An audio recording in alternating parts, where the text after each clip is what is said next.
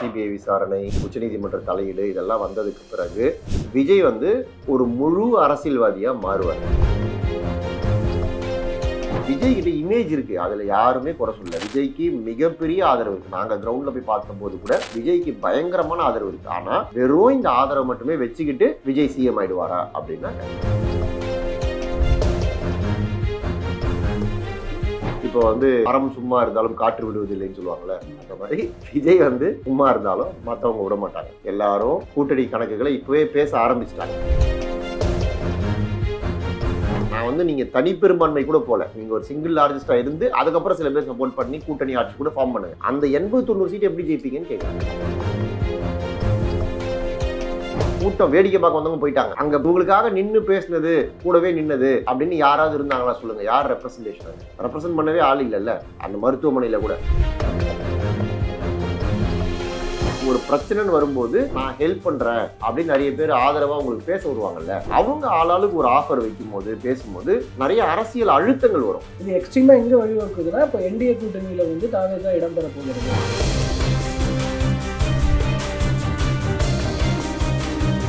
பாஜக ஆதரவு பெற்ற ஒருத்தரை யூஸ் பண்றாங்கன்றதுனாலே இவங்க பாஜக ஆளாயிடுவாங்க அப்படிலாம் கிடையாது. அப்படிலாம் நீங்க பாத்தீங்கன்னா நிறைய வழக்குகள்ல நிறைய பேர் எல்லா பக்கமும் வாதாடி இருக்காங்க. இவங்க அப்படி போக மாட்டாங்க, பட் பாஜக டேக் ஓவர் பண்ண ட்ரை பண்ணுவாங்க. அதிமுக பிஜேபி கூட போறாருன்னு ஒரு கற்பனைக்கு வச்சுப்போம். போறாருன்றது ஃபர்ஸ்ட் ஸ்டெப் தான். எவ்வளவு தொகுதி கேட்டு வாங்குறாரு, வேற என்னென்ன டிமாண்ட் வைக்கிறார், சிஎம் கேண்டிடேட் சொன்னவர் அந்த டிமாண்டை டிராப் பண்ணுவாங்க. தேர்தல் காலம்ன்றதுனால மக்கள் மத்தியில பாத்தீங்களா, அவங்க நம்ம கிட்ட என்ன சொன்னாங்க, கடைசியில பாருங்க என்ன நடந்துருக்கு அப்படின்னு வரும். அதுக்கெல்லாம் இது பயன்படும். அதனால் திமுக பதட்டமாகலாம். நம்ம ஒரு நரேட்டிவ் செட் பண்றோம், அந்த நரேட்டிவை உடைக்கிற மாதிரி இவங்க இந்த வேலையை பாக்குறாங்க.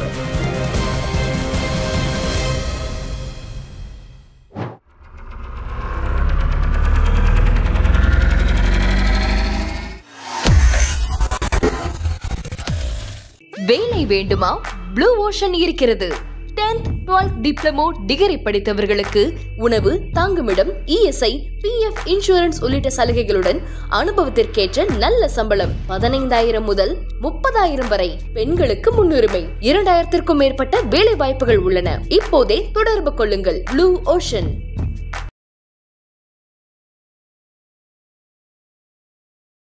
ஐத்தமிழ் நேயர்கள் அனைவருக்கும் அன்பு வணக்கம். இன்றைய சிறப்பு நேர்காணலில் நம்மோடு இணைந்திருக்கிறார் தேர்தல் வியூக வகுப்பாளர் திரு பார்த்திபன் அவர்கள். அவரிடம் தற்போது நடந்து கொண்டிருக்கிற முக்கியமான அரசியல் விவகாரங்கள் குறித்து பேசியிருக்கிறோம். பேசலாம். வணக்கம் சார். வணக்கம். தமிழக வெற்றி கழகம் அவங்களுடைய அந்த கரூர் இன்சிடென்ட்டுக்கு அது தொடர்பான விஷயங்களை விசாரிக்கணும் அப்படின்னு சொல்லி சிபிஐக்கு வந்து இப்போ உத்தரவு போட்டிருக்கிறாங்க. ஸோ சிபிஐ தரப்புல வழக்கு ஒப்படைக்கப்பட்டிருக்கிறது. இதற்கப்புறம் நம்ம கொஞ்சம் அந்த வழக்கு ரீதியிலான நிறைய அட்வொகேட்ஸ் அவங்களாம் பேசிட்டு இருக்காங்க. நம்ம கொஞ்சம் அரசியல் பார்வையில பேசலாம்னு நினைக்கிறேன். இதற்கப்புறம் வந்து தாவேகாவினுடைய நகர்வுகள் எப்படி இருக்கும்? இந்த சிபிஐக்கு அண்டர் சிபிஐ வந்ததுக்கு அப்புறமா அவங்க கேட்டதுதான் இதுவும் கூட.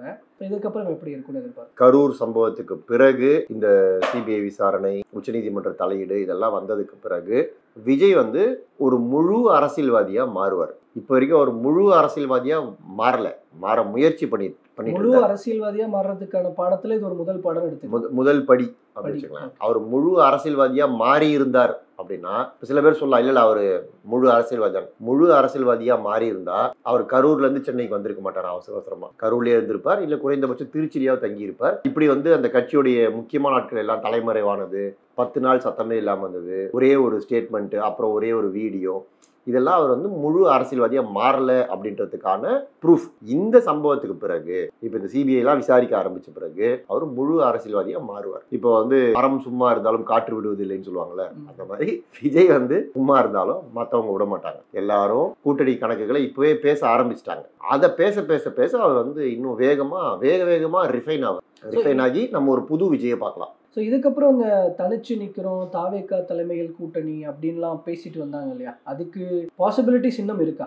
அதுக்கு பாசிபிலிட்டி எப்பவுமே கிடையாதுங்க. அவங்க வந்து ஒரு மாய உலகத்துல இருக்காங்க. நம்ம நீங்க தனிச்சு நிக்கிறது தப்பு கிடையாது.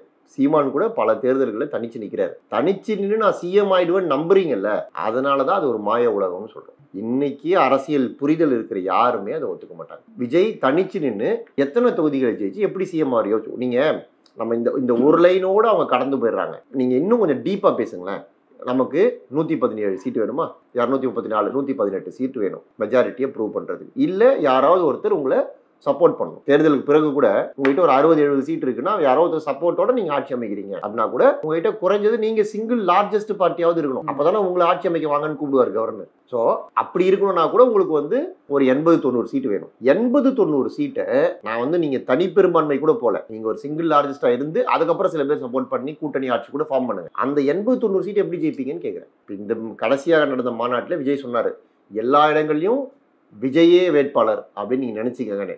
அது கேட்க நல்லா இருக்கு. நீங்க அன்பில் மகேஷ் நிக்கிறாரு, ஒருத்தர் திருவெரும்பூர்ல நிக்கிறான்னு வச்சுக்கலாம். மறுபடியும் திருவெரும்பூர்ல ஒரு தாவேக்காரர் நிப்பார்ல, அப்போ யாரோ ரமேஷோ சுரேஷோ நிக்கிறாரு அப்படின்னா அன்பில் மகேஷை தாண்டி அவர் எப்படி ஜெயிப்பார்? இங்க சேகர் பாபுவை தாண்டி ஒருத்தர் எப்படி ஜெயிப்பார்? நான் திமுக மட்டும் சொல்ல, அதிமுக எடுத்துக்கோங்க. இப்ப எடப்பாடியை தாண்டி ஒருத்தர் எப்படி ஜெயிப்பார்? தங்கமணியை தாண்டி ஒரு தாவேக்காரர் எப்படி ஜெயிப்பார்? வேலுமணி நிக்கிற தொகுதியில அவரை தாண்டி ஒரு தாவேக்காரர் எப்படி ஜெயிப்பார்? அவங்களுக்கு நான் இந்த உள்ளாட்சி அமைப்புகளுக்கான ஊரக உள்ளாட்சி அமைப்புகளுக்கான தேர்தல் நடந்தது. இப்போ அதுல வந்து விஜய் மக்கள் மன்றம் சொல்லி அது சார்ந்தெல்லாம் நின்று இருந்தாங்க. இப்போ அதுல விஜய் உருவம் பொறித்த கொடிகள் எல்லாம் பயன்படுத்தினாங்க. அதுல ஒரு கணிசமான சாரார் வெற்றி பெற்றார்கள். அவங்க எல்லாம் போய் விஜயோட சேர்ந்து குரூப் போட்டோ எல்லாம் எடுத்த செய்திகள்லாம் நம்ம பார்த்தோம். அப்ப அங்கேயும் வந்து விஜய் பிரச்சாரத்துக்கு வரல, ஏன் விஜய் ஒரு அறிக்கை கூட விடல.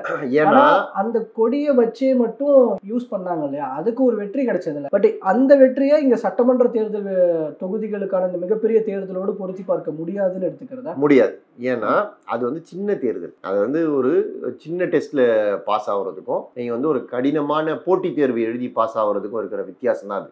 எங்க ஸ்கூல்ல நான் தான் நம்பர் 1, அதனால வந்து மாநில அளவில் நான் தான் ஃபர்ஸ்ட் வருவேன்னு ஒருத்தன் சொல்ல முடியுமா? உங்க ஸ்கூல்ல 30 பேர்ல நீங்க ஜெயிக்கிறீங்க அப்படின்னா 30 பேர்ல நீங்க மேல வந்தா போதும். மாநில அளவுல போட்டித் தேர்வுல ஃபர்ஸ்ட் வரணும், தேசிய அளவுல வரணும்னா அப்ப காம்படிஷன் ஹெவியா இருக்கும். நீங்க அங்க வந்து வாக்கு வந்து ரொம்ப கம்மி. நீங்க ஒரு கவுன்சிலர் தேர்தலில் நிற்கும் போது, சட்டமன்ற தேர்தலில் நிற்கும் போது ஒவ்வொரு தொகுதியிலையும் குறைந்தபட்சம் நம்ம கிட்ட வந்து ஆவரேஜா 2 லட்சம் வாக்காளர்கள் இருக்காங்க ஒரு தொகுதிக்கு. அப்போ அதுல ஒரு 1.25 லட்சம் பேர் ஓட்டு போடுறாங்க, 1.25 லட்சம் பேர் ஓட்டு போடுறாங்கன்னு வச்சுங்களேன். அதுல ஜெயிக்கிறவங்க அதுல இருந்து ஒரு 40% வாங்கணும். அப்போ குறைந்தபட்சம் நீங்க 50,000-60,000 ஓட்டு வாங்கணும். 60,000 ஓட்டு வாங்க முடியுமா? அதுதான் கேள்வி. உங்களால் 60,000-70,000 ஓட்டு வாங்க முடியுமா? அதுக்கான கட்டமைப்பு இருக்கா? அதுக்கு பணம் செலவு பண்ணணும். இப்போ இன்னைக்கு திமுக அதிமுக மாதிரி பெரிய கட்சிகளே நான் பணம் கொடுக்க மாட்டேன், என் கொள்கை பிடிச்சா ஓட்டு போடுங்கன்னு யாராவது சொல்றாங்களா? யோசிச்சு பாருங்க. கிடையாது. அவங்களுக்கு வாக்காளர்களுக்கு பல்வேறு வகைகள், அது பணம்னா பணம் மட்டுமே இல்லை, நலத்திட்டங்கள் பல்வேறு விஷயங்களை செஞ்சு கொடுக்குறது, தொடர்ந்து அவங்கள போய் பார்க்கறது. எதுக்கு பூத் கமிட்டின்னு ஒன்று போட்டு ஒரு பூத்துக்கு 10 பேர் இருக்கணும், தொடர்ந்து போய் ஒவ்வொருத்தரும் வந்து ஒரு 10 பேரை தொடர்ந்து பார்த்துக்கிட்டே இருக்கணும் எலெக்ஷன் முடிகிற வரைக்கும்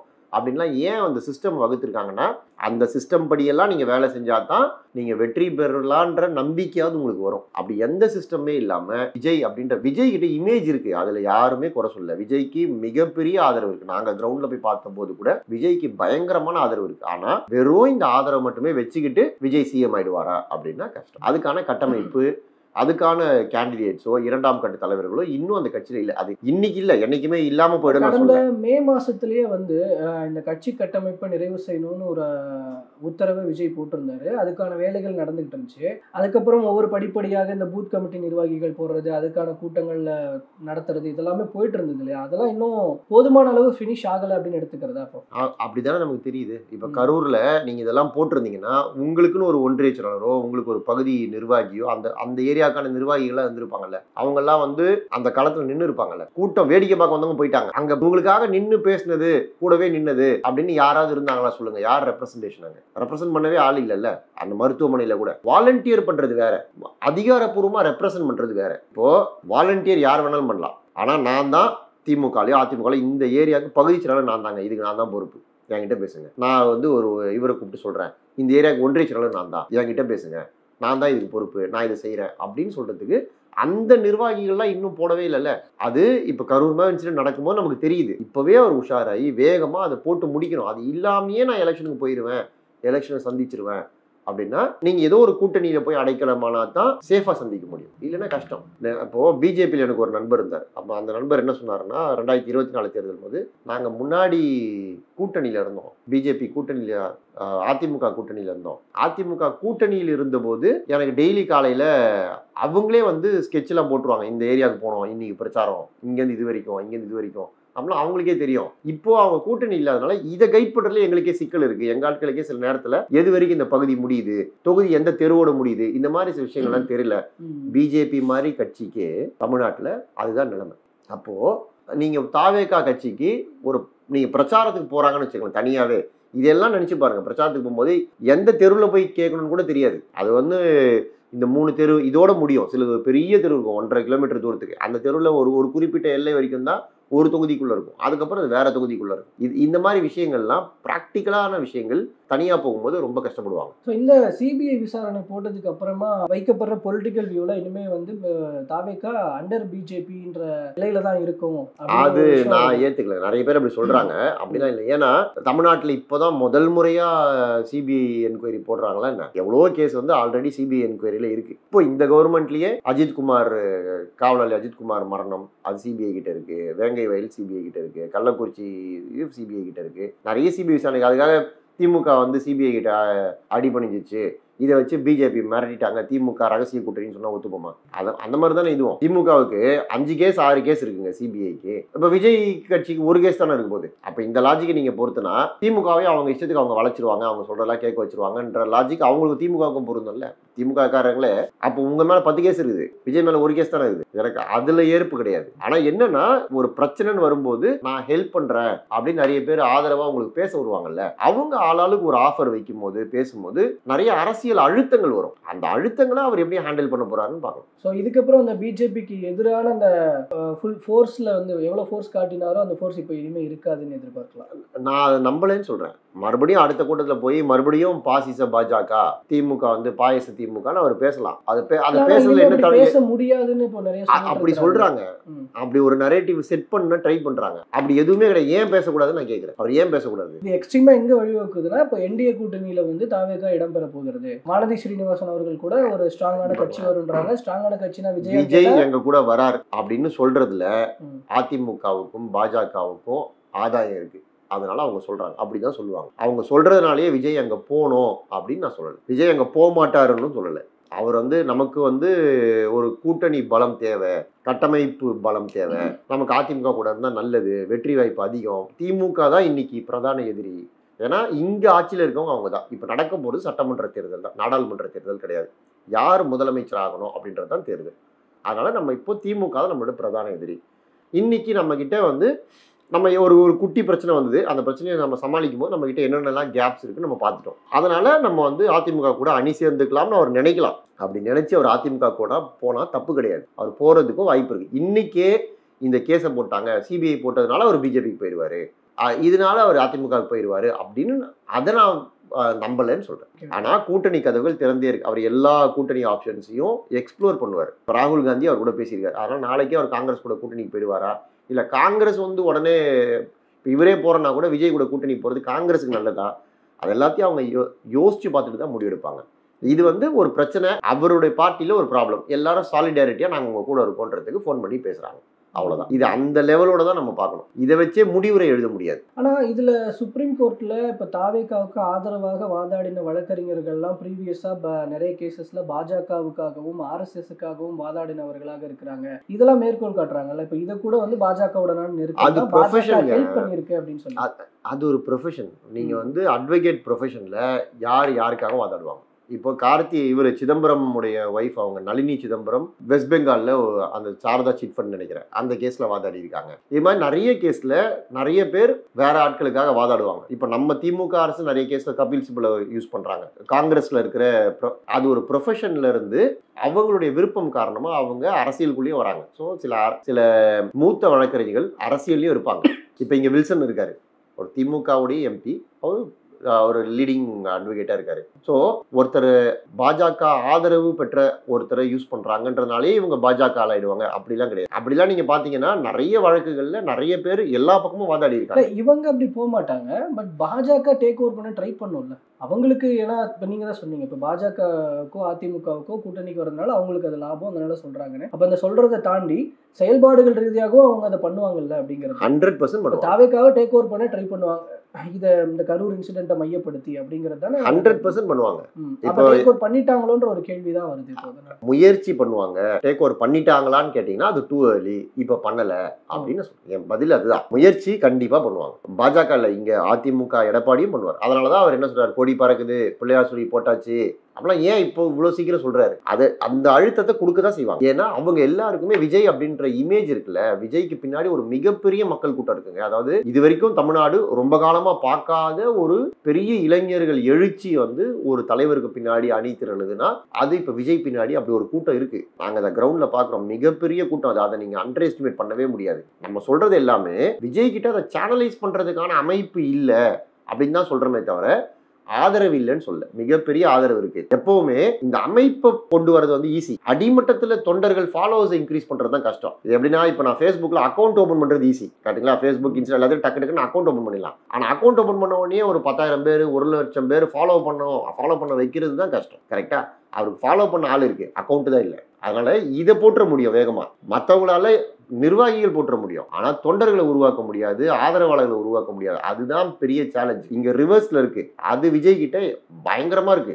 அதை நம்ம அறுவடை பண்ணிக்கணும், அதை யூஸ் பண்ணிக்கணும் அப்படின்னு தான் ஏடிஎம்கேவும் யோசிக்குது, பிஜேபியும் யோசிக்குது. இதுக்கான எல்லா வேலைகளையும் பாஜகவும் அதிமுகவும் தொடர்ந்து செஞ்சுக்கிட்டே இருக்கும். அதை அவங்க சொல்றபடி அப்படியே விஜய் போய் ஏத்துப்பாரா, இல்ல அவருக்கு தேவையான விஷயங்களை அவர் கரெக்டா நெகோசியேட் பண்ணி அவங்க கிட்ட இருந்து வாங்குவாரா? இப்போ உதாரணத்துக்கு அதிமுக கூட போறாருன்னு வச்சுக்கோங்களேன், அதிமுக பிஜேபி கூட போறாருன்னு ஒரு கற்பனைக்கு வச்சுப்போம். போறாருன்றது ஃபர்ஸ்ட் ஸ்டெப் தான். எவ்வளவு தொகுதி கேட்டு வாங்குறாரு, வேற என்னென்ன டிமாண்ட்ஸ் வைக்கிறாரு, சிஎம் கேண்டிடேட் சொன்னவர் அந்த டிமாண்டை டிராப் பண்ணிட்டு வரா, இல்ல 2.5 வருஷம் நீங்க சிஎம் 2.5 வருஷம் நான் சிஎம்னு சொல்லுவாரா? அப்படி சொன்னா கூட முதல்ல எடுத்தோன்னே யாரு சிஎம்மா இருக்கிறது? நீங்க இப்ப பக்கத்துல கர்நாடகா எடுத்துக்காங்களேன், 2.5 வருஷம் தானே சித்தராமையாவை பேசினது, நவம்பரோட முடிய போகுது. சித்தராமையா வீட்டுக்கு போற ஐடியாவே இல்லை அவருக்கு. ஸோ நீங்க முதல்ல ஒருத்தர் உட்கார வச்சிட்டீங்கன்னா எழுப்பி அனுப்புறதுதான் கஷ்டம். இந்த ஜித்தன் ராம் மாஞ்சின்னு ஒருத்தர் இருந்தாரு ஜார்க்கண்ட்ல, அவரை உட்கார வச்சுட்டு எழுப்ப முடியல. அதனால இது மாதிரி அடுத்தடுத்த கட்டத்துக்கு அது நகர்ந்து போயிட்டே இருக்கும். ஸோ போறாரு அப்படின்னா அது போறதுன்றது அந்த ஒரு ஸ்டெப் மட்டுமே கிடையாது, அது தொடக்கம் தான். நீங்க எவ்வளவு சீட்டு வாங்குறீங்க, சீட்டு வாங்கினதுக்கு அப்புறமா சரி 100 சீட்டு வாங்குறீங்க வச்சு போட்டு பேச்சு, எங்க வாங்குறீங்க அந்த 100 தொகுதி? அவங்க நல்ல தொகுதியெல்லாம் எடுத்துக்கிட்டு வீக்கா இருக்க தொகுதி, திமுக ஸ்ட்ராங்கா இருக்க தொகுதியில அவங்க தள்ளி விடுறாங்கன்னு வச்சுக்கோங்க. அப்போ உங்க வெற்றி வாய்ப்பு குறையுது இல்லை? நீங்க 40 சீட்டு வாங்கி 30 சீட்டு ஜெயிக்கிறது எப்படி இருக்கு, 30 சீட்டு எப்படி இருக்கு, 100 சீட்டு வாங்கி 10 சீட்டு ஜெயிக்கிறது எப்படி இருக்கு? இப்போ பவன் கல்யாண் பக்கத்துல ஆந்திரால அவர் அதை புரிஞ்சுக்கிட்டார். அப்படிதான் 22 தொகுதி என்னமோ தான் வாங்கினார் கம்மியா. அவங்களோட பலத்தை விட அவர் 50 தொகுதி வாங்கியிருக்கலாம்னு சொன்னாங்க. 22 தொகுதி தான் வாங்கின எல்லா தொகுதியுமே ஜெயிச்சார். ஸ்ட்ரைக் ரேட் தான் முக்கியம். அதனால இதெல்லாம் அடுத்தடுத்து நம்ம பேச வேண்டியது. இதை நோக்கி அவங்க நகர்த்துவாங்க. அப்படி நகர்த்துற பாயிண்ட்லயும் கூட இப்போ 2 பாயிண்ட் வைக்கிறாங்க. ஒண்ணு அதிமுக கூட மட்டும் கூட்டணி, அதிமுக பாஜக இருக்கிற என்டிஏவோட கூட்டணி. இது நடந்தா அடுத்த கட்ட நகர்வுகள் எப்படி இருக்கும், இல்ல இது எப்படி நடந்தா எப்படி இருக்கும், என்டிஏக்குள்ள போனா எப்படி, இல்ல வெறும் அதிமுக கூட போனா எப்படி, அப்படி அதிமுக கூட மட்டும் போறது பாசிபிளா, பிஜேபி விட்டுருமா? ஒரு பெரிய கேள்வி இருக்கு. அது இப்ப நீங்க கேட்டீங்கல்ல கடைசியா, அதுதான் முக்கியமானது. பிஜேபி விட்டுருமா? பிஜேபி அமித்ஷாவே வந்து எலெக்ஷனுக்கு 1 வருஷம் முன்னாடி அதிமுக பிடிச்சி உட்கார வச்சு ஒரு அலையன்ஸை சீல் பண்றாரு. அது ஏன் 1 வருஷம் முன்னாடி செய்யறாங்கன்னா, அதுக்கப்புறம் சேர்ந்து வேலை செய்யணும், ஒரு 8 மாசம் 10 மாசமா அது வேணும் அப்படின்னு. அப்படி அவங்க ஆல்ரெடி நிலத்தை உழுது விதைக்க ஆரம்பிச்சிட்டாங்க. இன்னைக்கு நீங்க இன்னொருத்தர் வராருன்றதுக்காக இவங்களை கைட்டி விட்டா அவங்க ஒரு சின்ன கட்சி கிடையாது, நீங்க போங்க அப்படின்னு ஈஸியா கழட்டி விடுறதுக்கு. அது மத்தியில் ஆட்சியில வேற இருக்கிற கட்சி. அதனால அவங்க கழட்டி விட்டா அதுக்கான சாதக பாதகங்களை எடப்பாடியார் சந்திக்கணும். ஆனா அதெல்லாம் அவர் சந்திக்கக்கூடிய ஆள் தான், அவர் செய்ய மாட்டாருன்னு நான் சொல்ல, அவ்வளவு சுலபமா செய்ய முடியாதுன்னு சொல்றேன். அப்ப இன்னைக்கு அதிமுக பிஜேபின்னு ஒரு அலையன்ஸ் ஃபார்ம் ஆயிருக்கு, என்டி அலையன்ஸ் ஒன்று இருக்கு. அந்த என்டி அலையன்ஸ்குள்ள இருந்து நமக்கு தெரிஞ்சு இப்போ ஓபிஎஸ் வெளியில போயிட்டார், நான் வெளியேறிட்டேன்னு சொல்லிட்டாரு. டிடிவி தினகரன் நான் வெளியேறிட்டேன்னு சொல்லிட்டாரு. மற்றவங்களாம் அந்த அலையன்ஸ்குள்ள இருக்கிறாங்க. ஒரு அலையன்ஸ் இருக்கு. இப்போ இவர் போய் அந்த அலையன்ஸ்குள்ள சேருவாரா அப்படின்றது ஃபர்ஸ்ட் ஆப்ஷன். அப்படி இல்லைன்னா அங்கே பிஜேபி இருக்கு, நான் வரமாட்டேன், நான் ஏற்கனவே பிஜேபியை வந்து சித்தாந்த ரீதியாக எதிர்க்கிறேன், நீங்க வெளியில வாங்க என் கூட சேர்ந்துக்கங்க அப்படின்னு சொல்றது 2வது ஆப்ஷன். 3வது ஆப்ஷன், இந்த அலையன்ஸே நான் தொடல, திமுக அலையன்ஸ்குள்ள காங்கிரஸ் வெளியில வரட்டும், நான் காங்கிரஸ் கூட சேர்ந்துக்கிறேன், காங்கிரஸ் வாங்க, இங்க ஆல்ரெடி ஓபிஎஸ் வெளியில வந்துட்டாரு, டிடிவி வெளியில வந்துட்டாரு, அதனால காங்கிரஸ், டிடிவி, ஓபிஎஸ், இன்னும் உதிரி கட்சிகள் யாராவது இப்போ வேல்முருகன் வராரு அப்படின்னா வாங்க வேல்முருகன் சேர்த்துக்கிறோம். இந்த மாதிரி ஒரு அணியை கட்டமைச்சு அவர் கொண்டு போகலாம். ஆனா இது எல்லாமே எதுக்காக பண்றோம்? எலெக்ஷன்ல ஜெயிக்கணும்ன்றதுக்காக பண்றோம். எந்த அணிக்கு எவ்வளவு வின்னிங் பாசிபிலிட்டி இருக்கு அப்படின்னு நம்ம ரேங்க் போட்டு பார்த்தோம் அப்படின்னா, விஜய் அதிமுக கூட மட்டும் சேர்ந்தார், விஜயும் அதிமுகவும் மட்டும் கிரவுண்டுக்கு போறாங்க அப்படின்னா அது வந்து மிகப்பெரிய வெற்றி, லேண்ட்ஸ்லைடு விக்ட்ரி. அதுக்கு பிஜேபி அவர் கழட்டி விடணும். இன்னைக்கு சூழல்ல அது அவ்வளவு சுலபம்லாம் கிடையாது. அதனால இப்போ அடுத்த ஆப்ஷனுக்கு போங்க. பிஜேபி அதிமுக இருக்கிற அணியோட என்டிஏ, இப்போ எக்ஸிஸ்டிங் என்டிஏ கூட விஜய் போய் சேர்ந்துக்கிறார் அப்படின்னா அப்பவும் அந்த கூட்டணி வெற்றி பெறும். அது ஒரு மாபெரும் வெற்றி. நீங்க சொன்னீங்களா, ஒரு கிட்டத்தட்ட ஒரு 190 200 சீட் வாங்கி ஜெயிச்சிருவாங்க, 200 தாண்டிடுவோம், அந்த அளவுக்கு இல்லாம ஜெயிச்சிருவாங்க, கவர்மெண்ட் ஃபார்ம் ஆயிடும். ஆனா காங்கிரஸ் இவங்களை வச்சுக்கிட்டு விஜய் ஒரு அணி அமைக்கிறாருன்னா அந்த அணி வந்து பார்க்கறதுக்கு ஒரு அணியாக இருந்தாலும் அது ஓட்டை பிரிக்க தான் பயன்படுமே தவிர ஜெயிக்க பயன்படாது. அது இன்னொரு மக்கள் நல கூட்டணி மாதிரி மாறிடும். திமுக மறுபடியும் ஆட்சிக்கு வரதுக்கு தான் அது பயன்படும். ஸோ இதுதான் நடக்கிறதுக்கான பாசிபிலிட்டிஸ் இருக்கு. பட் இதுல எது நடக்க போகுது, எது நடக்கும் தெரியாது. இப்போ இதெல்லாம் நம்ம முன்னாடி இப்போ 4 ரோடு இருக்கு, நீங்க இந்த ரோட்ல போங்க, ஸ்பீட் பிரேக்கர் ஜாஸ்தியா இருக்கும், கொஞ்சம் ஸ்லோவாக தான் போக முடியும். இது ஹைவே, நல்லா வேகமா போகலாம், ஆனால் 2-3 டோல் இருக்கு, ஒரு 200 ரூபாய் செலவாகும் அப்படின்னு நமக்கு வந்து ஒரு 4-5 ஆப்ஷனை சொல்றோம். அவர் இந்த 4-5 ஆப்ஷனை யோசிச்சுட்டு எது எடுப்பாருன்னு நம்ம பார்க்கணும். இந்த சிபிஐக்கு கிடைச்சிருக்கிற ஒரு விஷயம், தாவேக்கா கேட்டது இப்போ கிடைச்சிருக்கு, சிபிஐ விசாரணைக்கு மாற்றப்படுவது. இது ஒரு பக்கம் இருக்க, இதை எப்படி மக்கள்கிட்ட எடுத்துட்டு போறாங்க அப்படிங்கிறது ஒரு விஷயம். இன்னொரு பக்கம் 41 குடும்பங்களை வந்து தாவேக்கா தத்தெடுக்கிறது அப்படிங்கிற ஒரு விஷயம்லாம் பேசிட்டு இருக்கிறாங்க இல்லையா, இதுவும் வந்து கொஞ்சம் ப்ளஸ் பாயிண்டா மாறுவதற்கான வாய்ப்பு இருக்கிறதா? ஓகே, விஜய் இப்படிப்பட்ட ஒரு நகர்வு முன்னெடுக்கிறாரு அப்படிங்கிறது வந்து ஒரு பாசிட்டிவா மாறுவதற்கான வாய்ப்பு இருக்கிறதா? மக்கள் எப்படி பார்ப்பாங்க இது பாசிட்டிவா மாறுங்க. என்னன்னு, அவங்க இறந்து போனவங்க எல்லாருமே விஜயுடைய ஆதரவாளர்களுடைய உறவினர்கள். அவங்க ஏதோ எங்கேயோ ரோட்ல சம்பந்தம் இல்லாத ஆட்கள் இல்லை, அவரோட மீட்டிங்கை பார்க்கறதுக்கு விருப்பப்பட்டு வந்தவர்கள். அப்படி விருப்பப்பட்டு வந்தவர்கள் தான் கூட்ட நெரிசலில் சிக்கி இறந்து போயிருக்காங்க. இந்த சம்பவத்துக்கு பிறகு நம்ம பேசும்போது கூட விஜய் மேல அவங்களுக்கு வெறுப்போ கசப்போ இல்லை, விஜய் யாருமே குறை சொல்லல. அவர் என்னங்க பண்ணுவாரு அப்படின்னு தான் சொல்றாங்க. அதனால இதெல்லாம் பண்ணும்போது அவர் நமக்காக உண்மையா வருத்தப்படுறாரு, நமக்காக ஏதோ செய்யணும்னு நினைக்கிறாரு, உண்மையா சில விஷயங்களை பண்றாரு அப்படின்னு தான் நினைப்பாங்க. அவருடைய கிராஃப் வந்து செல்வாக்கு உயர்ந்துதான் இருக்கு. இந்த கரூர் சம்பவத்துக்கு பிறகு கூட மக்கள் மத்தியில விஜயை பத்தின இமேஜ் வந்து வளர்ந்துருக்கு. நீங்க அது வந்துட்டாரு, அங்க நிக்கல, ஓடி வந்துட்டாரு, இந்த நரேட்டிவ்லாம் செட் பண்றாங்கல்ல, அது வந்து அரசியல் தலைவராக அவர் அங்கே நின்று இருக்கணும், அதெல்லாம் ஃபேஸ் பண்ணியிருக்கணும். அது வந்து ஆஸ் அ ஸ்ட்ராட்டஜிஸ்டாக கேட்டிங்கன்னா இதெல்லாம் ஸ்கோர் பண்ணியிருக்க வேண்டிய இடங்கள்ல அவர் கோட்டை விட்டார். அவர் கோட்டை விட்டாருன்றதுனாலேயே மக்கள் அவர் வெறுத்துட்டாங்க, அவர் போனால் வந்து எதிர்ப்பாங்க அப்படின்றதெல்லாம் இல்லை.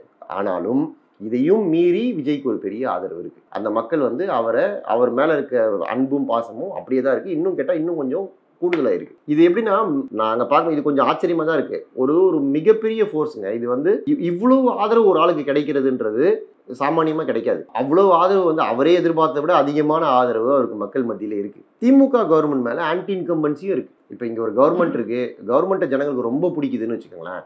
அப்போ வந்து புதுசா ஒருத்தர் வந்தா அதுக்கு பெரிய வரவேற்பு இருக்காது. இங்க கவர்மெண்ட் மேலேயே நிறைய பிரச்சனைகள் இருக்கு. கவர்மெண்ட் மேல அதிருப்தியும் மக்கள் மத்தியில நாளுக்கு நாள் அதிகரிச்சுட்டே போகுது. அப்படி அதிகரிச்சுட்டே போகும்போது நான் மாற்றா வரேன்னு ஒருத்தர் வராரு, அவருக்கு ஒரு கரிஸ்மா இருக்கு அப்படின்னும் போது அது எல்லாம் சேர்ந்து கொஞ்சம் ஆதரவுடைய அளவு அதிகப்படுது. இப்போ அதில் சொன்னீங்க, இப்போ ஒரு பக்கம் வந்து இங்கே ஒரு அதிருப்தி இருக்கு திமுக அரசு மீது அப்படிங்கிற ஒரு விஷயம். அதுவே இந்த பக்கம் இந்த கரூர் இன்சிடென்ட்ல இருந்து பார்க்கும்போது நிறைய மக்கள் சொல்ற விஷயங்கள், போலீஸ் சரியா செயல்படலை அப்படிங்கிற நிறைய விஷயங்கள்லாம் சொல்றாங்க இல்லையா. அப்போ இதை வச்சு பார்க்கும்பொழுது மோரோவர் இப்போ இங்கே சிபிஐயும் உள்ள வரும்போது அதை தமிழக அரசெல்லாம் எதிர்க்கிறாங்க. சிபிஐ விசாரணை வேண்டாம், இங்கே போட்டிருக்கிற இதுவே பண்ணிக்க முடியும்னு எதிர்க்கிறாங்க. அப்படின்னா இங்க ஏதோ சில தகவல்கள் விஷயங்கள் வெளிவந்து வருவதன் மூலமாக இங்க தமிழக அரசுக்கு, திமுக அரசுக்கு ஒரு மிகப்பெரிய சிக்கல் ஏற்பட வாய்ப்பு இருக்கிறதா அப்படின்னு ஒரு சந்தேகிக்க தோணுது இல்ல? அதுல ரொம்ப உள்ளார்ந்து பார்க்கணும்னு நினைக்கிறீங்களா? இது எனக்கு, நான் இந்த கான்ஸ்பிரசி தியரி எல்லாம் நம்பல. ஒரு அரசு எதிர்க்குது அப்படின்னா, நீங்க சிபிஐ என்கொயரிக்கு கொடுக்குறாங்கன்னு வச்சுங்களேன், உங்க போலீஸ் வந்து விசாரிக்கிறதுல எங்களுக்கு நம்பிக்கை இல்லை, அதனால மத்திய ஒரு அமைப்பு அனுப்புறோன்றது எக்ஸிஸ்டிங் கவர்மெண்ட்டுக்கு அது ஒரு அவமானம் தானே.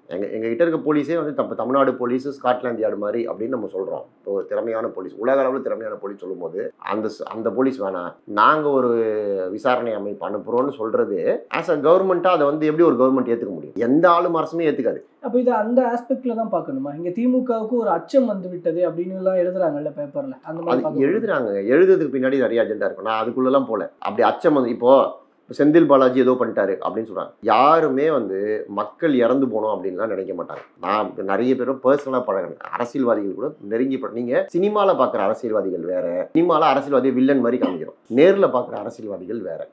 அவங்களுக்கும் ஒரு ஃபேமிலி இருக்கு, அவங்களும் நம்மள மாதிரி மனிதர்கள் தான். யாருமே இப்போ அன்பில் மகேஷ் அழுதாருன்னா அவர் மனசு உண்மையிலேயே வருத்தப்பட்டு அழுகுறாரு. இப்போ நம்ம ட்ரோல் பண்றாங்க இங்க, ஆனா நீங்க பர்சனலா ஒருத்தர் கூட பழகும் போது தான் அவங்களுடைய கேரக்டர்ஸ் நமக்கு புரிய வரும். அதனால் இதுக்கு பின்னாடி சதி இருக்குது, இதுலலாம் எனக்கு நம்பிக்கை இல்லை. அங்கே விசாரணை என்னென்னா, நீங்கள் சில விஷயங்கள் வேக வேகமாக நடக்குது இல்லை. இப்போ உடற்கூராய்வு நீங்கள் 41 பேருக்கு ஒரு 5 மணி நேரத்தில் பண்ணிட்டீங்க. சுப்ரீம் கோர்ட் கேட்குது 5 மணி நேரத்தில் எப்படி நீங்கள் 41 பேருக்கு உடற்கூராய்வு பண்ணீங்க? அப்போ அதை ப்ராப்பராக பண்ணீங்களா இல்லையா? அதுக்கான இப்போ உடற்கூராய்வு பண்ணால் ஒரு எக்யூப்மெண்ட் வேணும்ல. அந்த எக்யூப்மெண்ட்ஸ்லாம் உங்ககிட்ட இருந்ததா? டாக்டர் இப்போ இதெல்லாம் சிபிஐ விசாரிக்கும் போது இன்னும் அடுத்தடுத்த லேயருக்கு விசாரிப்பாங்க. டாக்டர் வருவார், அதுக்கான ஒரு எக்யூப்மெண்ட் வேணும்ல. ஒரு இதெல்லாம் பண்ணணும்னா அந்த எக்யூப்மெண்ட்ஸ்லாம் அவங்க கொண்டு வந்தாங்களா? வந்தவங்க எல்லாருமே உடற்கூராய்வு செய்யறதுக்கு தகுதியான மருத்துவர்கள் தான் அதை பண்ணாங்களா? ஒரு 5-6 மணி நேரத்துக்குள்ள 41 பேருக்கு அட்டாப்சி பண்ணுறதுன்றது ஒரு பெரிய டாஸ்க்கு. இதை எப்படி பண்ணீங்க? இப்போ இதில் எல்லா ரூல்ஸும் கரெக்டாக ஃபாலோ பண்ணீங்களா இல்லையான்னு கேட்க ஆரம்பிச்சாங்க. இந்த மாதிரி ஒன்று ஒன்றா கேட்க ஆரம்பிச்சாங்கன்னு வச்சுக்கோங்களேன். அதெல்லாம் கவர்மெண்ட்டுக்கு சங்கடம் தானே. அது ஒவ்வொரு சந்தேகங்களா முன்வைக்கப்பட்டது. ஆம்புலன்ஸ்லாம் எப்படி ஒரு கேள்வியா கேட்பாங்க, எப்படி ஆஃப் ஆச்சு, இப்படி எல்லாம் கேட்கும்போது நீங்க ஒண்ணு சொல்லி வைக்கிறீங்களா இதுதான் அப்படின்னு. நீங்க சொல்லி வச்சதுல எங்கெங்கெல்லாம் ஓட்டை இருக்குன்னு கண்டுபிடிச்சு அதுலலாம் கேள்விகளா கேட்கும்போது அது உங்களுக்கு தர்ம சங்கடத்தை ஏற்படுத்தும். அது தேர்தல் காலம்ன்றதுனால மக்கள் மத்தியில பாத்தீங்களா அவங்க நம்ம கிட்ட என்ன சொன்னாங்க, கடைசியில பாருங்க என்ன நடந்திருக்கு அப்படின்னு வரும். அதுக்கெல்லாம் இது பயன்படும். அதனால் திமுக பதட்டமாகலாம். நம்ம ஒரு நரேட்டிவ் செட் பண்றோம், அந்த நரேட்டிவை உடைக்கிற மாதிரி இவங்க இந்த வேலையை பாக்குறாங்களே. அந்த நரேட்டிவ் அப்படியே கொண்டு போக முடியாதுல்ல. நீங்க இங்க வந்து நரேட்டிவ் தான் ரொம்ப முக்கியம். ஓட்டு வாங்கி கொடுக்க போறது, தீர்ப்பெல்லாம் விட்டுருங்க. பல கேஸ் வந்து எலெக்ஷன் முடிஞ்சோன்னா என்ன ஆகுதுன்னே தெரியாது. இப்போ நம்ம டெல்லி மதுபான ஊழல் பற்றி பேசினே இருந்தோம் டெய்லி பேப்பரில். டெல்லி எலெக்ஷன் முடிஞ்சிச்சு, மதுபான ஊழல் என்னன்னே தெரியல, அதை பற்றி நம்ம பேசுறதே இல்லை. இது பாருங்க, பீகார் எலெக்ஷன்ஸ் இப்போ ஆரம்பிக்க போது டெல்லி சிறப்பு நீதிமன்றம் ஒரு 2 நாளைக்கு முன்னாடி லாலு மேலே குற்றச்சாட்டு இருக்குது, டெய்லி விசாரிக்கணும், 27ஆம் தேதி ஆரம்பித்து டெய்லி விசாரிக்கின்றாங்க. இப்போது நவம்பரில் எலெக்ஷன் 2 கட்டமாக. இப்போ நீங்கள் டெய்லி விசாரிக்க ஆரம்பிச்சிங்கன்னு வச்சுக்கோங்க 27ஆம் தேதியிலேருந்து. அப்போ எலெக்ஷனுக்கு போகிறதுக்கு முன்னாடி அவன் டெய்லி அந்த நியூஸை படிப்பான். இன்றைக்கி கோர்ட் இப்படி சொல்லியிருக்கு, வக்கீல் சொன்னார், இவர் இதை மோசடி பண்ணிட்டாரு. ஸோ லாலு மேலே, ராபரி மேலே, அவர் பையன் தேஜஸ்வி யாதவ் மேலே, இவங்க 3 பேர் மேலேயுமே வந்து குற்றத்துக்கான முகாந்திரம் இருக்குது அப்படின்னு விசாரிக்க சொல்கிறாங்க. இப்படி எலெக்ஷனுக்கு முன்னாடி வர கேஸ் இருக்குல்ல, அது வாக்காளருடைய மனநிலையை பாதிக்கும். அதுக்கு தான் திமுக அச்சப்படுது. நம்ம ஒரு நரேட்டிவ் செட் பண்ணும்போது அந்த நரேட்டிவ் டிஸ்டர்ப் பண்ணுற மாதிரியான வேலைகள் இது நடக்குது அப்படின்னு. மற்றபடி இப்போ இதை தீர்ப்பு வந்துடும், திமுக தப்பு இப்படி ஆகிடும், அதை பற்றி அவங்க கவலைப்படுற மாதிரி எனக்கு தெரியல. இது எல்லா கட்சியுமே இப்போ நாளைக்கு நீங்கள் அதிமுகவுக்கு எதிரான ஒரு கேஸை எடுத்து டெய்லி விசாரிச்சாங்கன்னு வச்சுக்கோங்களேன், அது அதிமுகவுக்கு தர்ம சங்கடத்தை தான் ஏற்படும். ஸோ இதில் தொடர்ந்து பார்க்கலாம் சார். இப்போ தலைமறைவாக இருந்ததாக சொல்லப்பட்ட ஆனந்த் வேற வெளியே வந்திருக்கிறாரு. அவருக்கு தலைமையில் ஒரு குழு போட்டிருக்கிறாங்க, விஜய் கரூர் போகிறதுக்கான வேலைகள்லாம் பார்க்கணும் அப்படிங்கிறது. ஸோ இதுக்கு தாவேக்காவினுடைய எதிர்காலம் எப்படி இருக்கும் இதுக்கப்புறம் பார்க்கலாம். இதுலேருந்து அவங்க பாடம் கற்றுக்கிட்டா தான். ஏன்னா நீங்கள் இப்போ அண்ணா என்ன சொன்னார், தம்பிவா தலைமையாக இருக்கவான்னு, அந்த மாதிரி இருக்கணும். இப்போ புஷியானது தம்பிவா தலைமையாக இருக்கவான்னு சொல்லணும், தம்பிவா தலைமறைவாக இருக்கலாவா அப்படின்னு கூப்பிட முடியுமா? நீங்கள் போய் ஒரு பொதுச்செயலாளர் 10 நாள் 15 நாள் தலைமறை வந்தீங்கன்னா உங்களை நம்பி எவன் வருவான்? அதனால் இதெல்லாம் இப்போ புஷி ஆனந்த்லேருந்து எல்லாருமே இதுலேருந்து ஒரு பாடம் கற்றுக்கிட்டு, இது ஒரு சின்ன சர்க்கிள் தான், செட்பேக் தான். நீங்கள் அதுலேருந்து மறுபடியும் மீண்டு வந்து அவர் விஜயே தன்னோட வீடியோ ஸ்டேட்மெண்ட் சொன்ன மாதிரி இன்னும் வலிமையாக நாங்கள் வருவோம் அப்படின்னு, வலிமையாக வந்தால் வளமான எதிர்காலம் தாவேகாவுக்கு இருக்கு. பொறுத்திருந்து பார்க்கலாம் சார். தொடர்ந்து பேசலாம். தற்போது வரைக்கும் பல்வேறு கருத்துக்களை பயந்து கொண்டு நன்றி. நன்றி.